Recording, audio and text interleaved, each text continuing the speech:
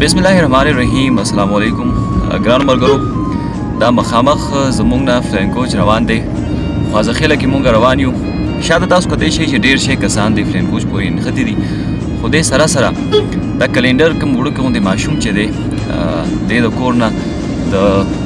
دیاړۍ په غرض باندې راوتی دی د مزدورۍ په غرض باندې راوتی دی خو دا ډریوران یې داسې لوبۍ را لوبۍ دی شاته ولاړو او एकदम مخې ته لاړو دغلته کې کرایه راغونډئ پته نشته چې دی مخکې څنګه لاړو په دې ټیرې خپه کې خو که څنګه لاړو دا د ژوند سره لوبې دي خپل ژوند سره سره نور هم ډېر زیات مسایل پیدا کوي تاسو کتلی شئ دا وړوکی غوندې ماشوم دی پیسې راغونډوي دننه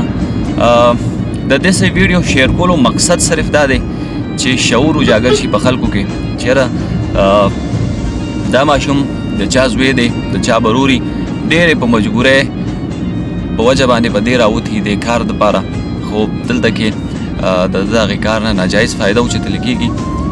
دا تاسو کتلی شئ چې وختي نه دی دغلته نښتې دی که په دې طرف څه ګاډې تېر شي نو هم دته نقصان پېښېدی شي که دی د یو دیوال یا وغیره سره نږدو تېر شي نو هم دته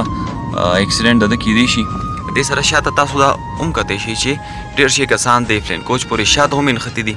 او دغه ماشوم اوسه پورې هلته دی الله مکه څه ټایم هم څه ناخوشګوار واقعه چې ده هغه راتلی شي نو د خپلو ماشومانو قدر وکئ که څوک خپل ماشومان بار د کار دپاره هم لیږي خو نظر پې ساتئ چې